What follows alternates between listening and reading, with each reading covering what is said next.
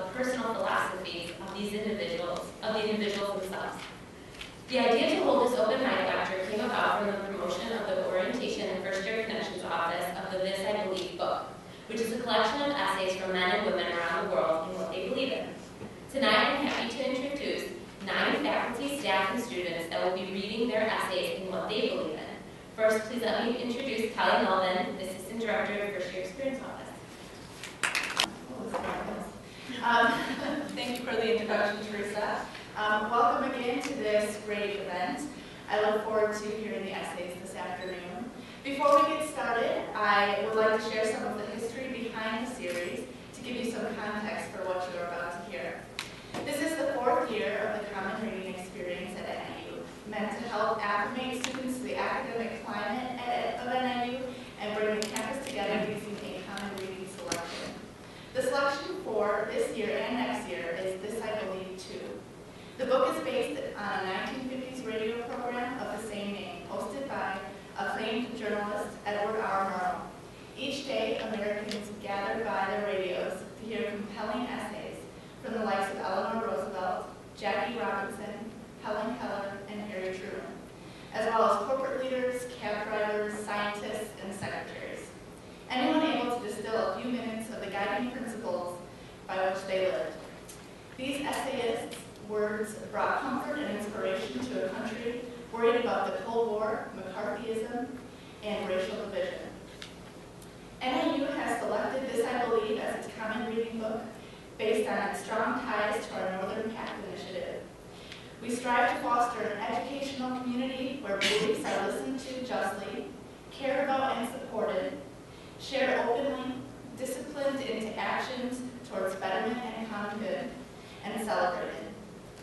In reviving This I Believe Too, executive producer Dan Gedman says, "The goal is not to persuade Americans to agree on the same beliefs. Rather, the hope is to encourage people to begin the much more difficult task of developing respect for beliefs different from their own." I want to thank the writers for sharing their essays today and hope that you will listen with open hearts and minds as these individuals share what they believe. Thank you. Hi everyone, I'm a junior here at NIU and I'm a political science major pre-law. And the title of my essay is Heart of Love and War. I was born in the year of 1991 in Kosovo. During the time of my birth, Kosovo was involved in a war with the neighboring country Serbia. The argument was that Serbians wanted to take control over Kosovo. They accomplished this by killing thousands of Albanian Muslims who lived in Kosovo at that time. The Serbs killed children, women, young boys, anyone that came in their sight. My family was one of the lucky ones because we escaped just in time. Many years later, after this devastating massacre, Slobodan Milosevic, the president of Serbia who organized this massacre, was on trial for genocide. He adamantly denied that there was ever a massacre along with the rest of the Serbian residents. The mass graves that are located all over Serbia and Kosovo beg to differ. It saddens me to think that girls my age were killed and slaughtered and never got away. I feel lucky, but also dispirited. Our land was destroyed after my dad lost his job at the prestigious Belgrade University in Serbia, only a few hours from where we lived. My father worked very hard for his position as a professor. He spent years earning his degrees and sacrificed a lot to earn his PhD. Unfortunately, once the war started, my dad was fired because they found out that he was in fact Albanian. He went to collect his last paycheck to ensure that he would have enough money to buy food until he found another job. Sadly, when he went to the bank, they informed him the state had run out of money and they were unable to give him anything. This was the last straw for my dad, and he decided to get us out of Kosovo. This has shaped my life immensely. If my family can get through a war, we can get through anything. That is my philosophy. I appreciate my parents so much for all the things they have done for me and my brothers. I remember being so poor after my dad lost his job that Mom and Mom had to resort to getting us peppers because it was the only edible thing we had that was fruit and growing in our backyard. In our neighbor's backyard, actually. This is why I work so hard for everything that I encountered. There is nothing more important to me than my parents and my brothers. Also, escaping from a war has made me appreciate life so much more. I put my heart in everything that I do. I try my hardest because I realize that if it wasn't for my dad's decision decision to escape, I could be one of those rescuers with my family like many other families who did not escape in time. My goal is to take full advantage of anything that comes my way and always put my family first. My family's story has a good ending because in 2008, Kosovo finally declared its independence and millions of people, including my family, got our country back.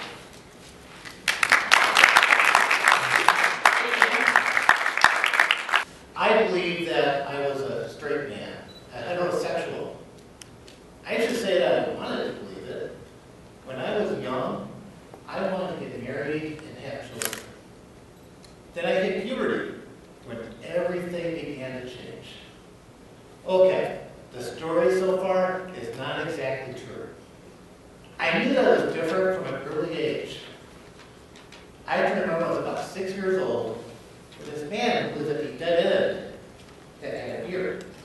Beards fascinated me, and in some ways they still do. I wanted to touch it so bad. I asked one day if I could, and he cautiously said yes, and let me touch it. Then I found out that he dragged me out to my mom afterwards. My mom told me about how wrong it was for a child to ask that kind of question. As I hit puberty, I knew that was not like the other boys. People called me fat. It was a word that I hated so much. It was, and I wanted to do everything in my power to prove that I was not that. I dated women in my own way, where nothing happened. I knew that I was gay, but I thought that God was testing me. Being Catholic, you learn that God tests you to make you stronger.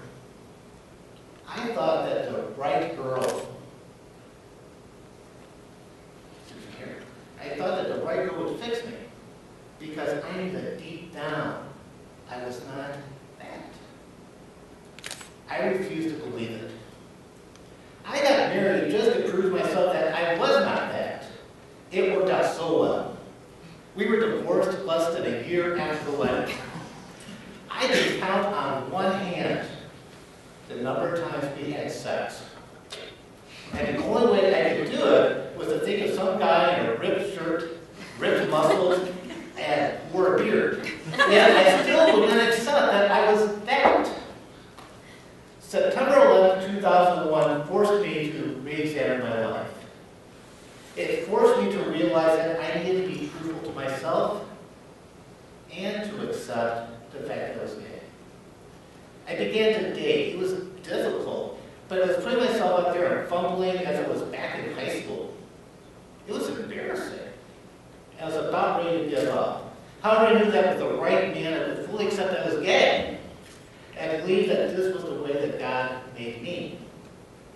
I found a man that was in a relationship for about 7 years. Those 7 years were not the best years of my life, but I began to accept who I was. I eventually found a man that I loved and got married to. Believe it or not, he doesn't have a beard. He has some stubble today, but he has a beard. I found that beards are just way too scratchy. I came to believe that I am who I am, and also came to believe that God made me to be the way I am. God did test me. God tested me so that I can accept who I am for what I am. If God made me in His image, I know that being gay is not a bad thing. We spend so much time in our lives pointing a finger towards those we find to be different. Maybe if we spend less time focusing on how different we are and being afraid of differences, and instead look at what makes us human, the world would be a better place. This I do believe. Thank you. I believe in discomfort. This may come as a surprise to my students who see me tipping my chair and drinking as much coffee as I can hold, but it's true. I wear ties not because it matters to me how I look, but because when the day is over, I go home and take the tie off. I slip on gym shoes and a sweatshirt and revel in comfort earned from a full day of wearing constricting clothing. I came upon this as a guiding principle while preparing for a week-long bicycle trip in the Rocky Mountains, where all the seasons are contained in each day.